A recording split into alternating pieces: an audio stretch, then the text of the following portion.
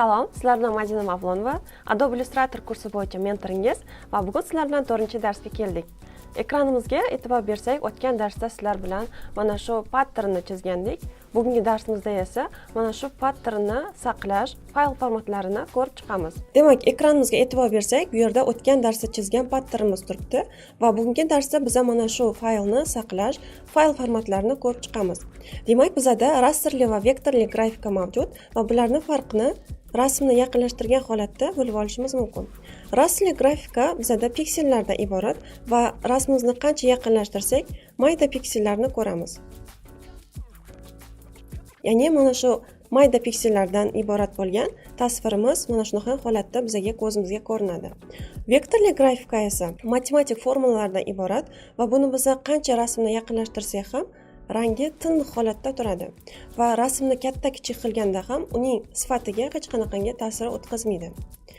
Fayllarni saqlayotganda ham bizda rasterli yoki vektorli grafika formatda saqlash imkoniyati bor va bularni biz hozir batafsil ko'rib chiqamiz. Demak, menyu bo'limiga e'tibor bersak, fayl deb yozilgan yozuv bor. Mana shuni ichiga kirsak, Save As degan yozuvni topamiz yoki bo'lmasam klaviaturamizda qisqartmasi Shift Ctrl S harfi. Shuni ichiga kirib olamiz va bizda mana shunaqangi oyna ochiladi.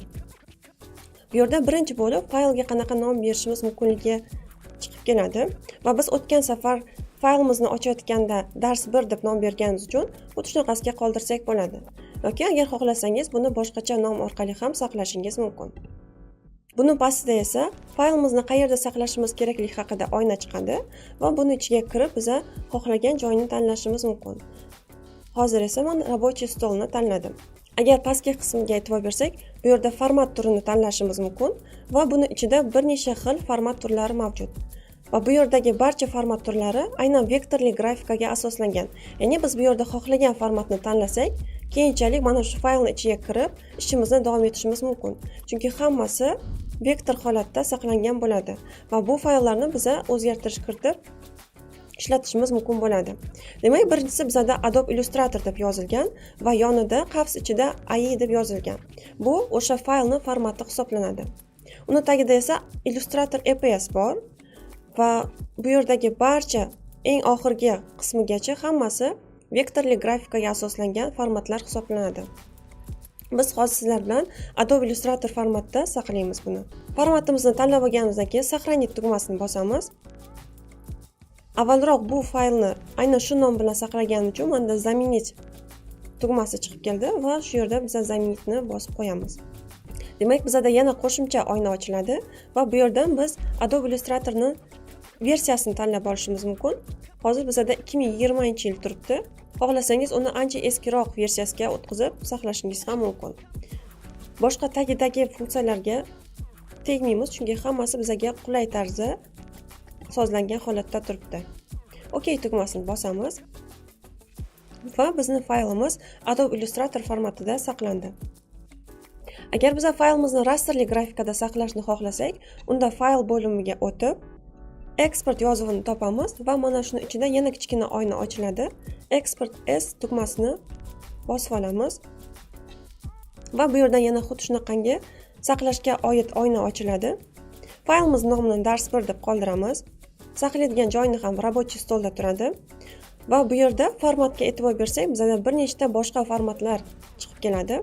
Eng mashhurlardan biri bizda bu PNG, JPEG va shuningdek ba'zilar TIFF formatda ham bosma nashrga agar dizayn qilishsa saqlashlari mumkin. Bizning holatda biz hozir PNG formatini tanlaymiz va bu yerda bizda yana qo'shimcha funksiya chiqib keladi. Bu Use Artboards degan qo'shimcha funksiya. Bu nima degani? Agar biz mana shu funksiyani bossak, bizda aynan artboardning ichidagi fayllar saqlanadi. Misol uchun, hozir mana shu holatda Export tugmasini bosamiz. Bu yerda PNG Options chiqib keladi. Resolutionda bizda eng balandi 300 ppi da turaveradi. Bu yerdagi qolgan funksiyalarni ham o'zgarishsiz qoldiramiz. Va OK tugmasini bosamiz. Hozir esa sizlarga faylimiz qanaqa holatda saqlanganini ko'rsataman. Demak, sizlar bilan рабочий stolga o'tib olamiz va bu yerda bizda dars 1 deb nomlangan PNG formatdagi faylimiz joylangan. Shunchaki 2 marta bosib kirib olamiz. Va ko'rib turganingizdek, o'sha bizni tayyorlagan patternimiz ekranimizda chiqib keldi. Endi esa boshqa funksiyalarni sizlarga ko'rsatib o'taman.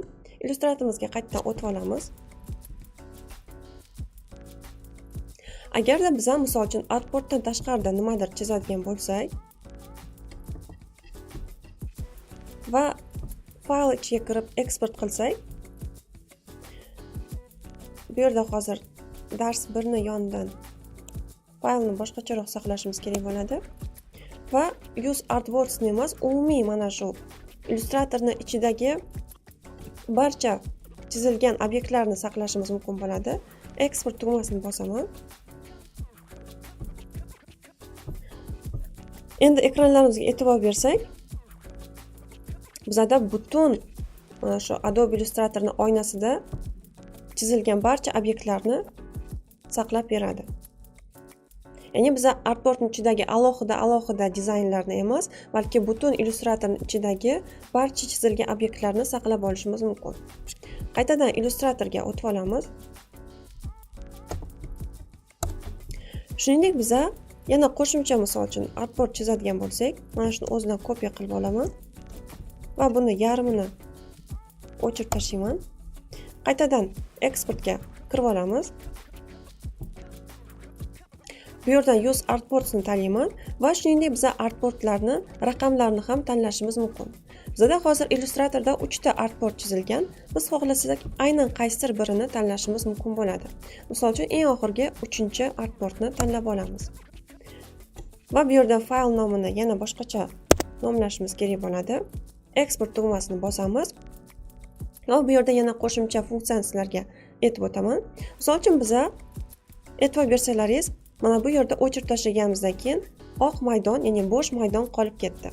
Endi mana shu bo'sh maydon qanaqa rangda bo'lishini biz mana shu joydan tanlab olishimiz mumkin. Ya'ni background color ichidan. Bizda hozir oq variantda turibdi. Xohlasak biz qoraga o'tkazib olishimiz mumkin yoki bo'lsam transparent, ya'ni shaffof ko'rinishda ham buni saqlashimiz mumkin bo'ladi. Kelinglar sizlardan qora rangda buni saqlab ko'ramiz va OK tugmasini bosamiz.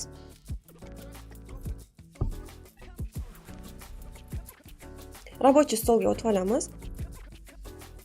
Oxirgi saqlagan faylimizni ochamiz va e'tibor bersalaringiz, bizda bo'sh turgan joyda qora maydon paydo bo'ldi.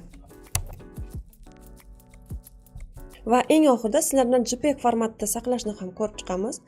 Formatning ichiga kirib, JPEG ni tanlaymiz. Artboardning ichini birinchi artboardimizni tanlab olamiz va export tugmasiga bosamiz. Mana bu yerda bizda JPEG ga aloqador oyna ochiladi. Bu yerdan biz color mode ichiga kirib, xohlasak SMIC ga o'tkazib olishimiz mumkin. Bu yerda agar biz qilgan dizaynimizni bosmaga bermoqchi bo'lsak, o'tgan darsimizda aytgandek SMIC ni tanlashimiz kerak bo'ladi. Demak, SMIC ni tanladik va bu yerda biz JPEG ni qanchalik sifatli bo'lishini tanlashimiz mumkin. Faylni bu o'lchami hisoblanadi, quality deb yozilgan. Hozir bizda maksimum 10 da turibdi. Biz xohlasak uni pastroq qilishimiz mumkin. Va bu orqali bizning faylimizni o'lchami biroz kichikroq bo'lishi mumkin.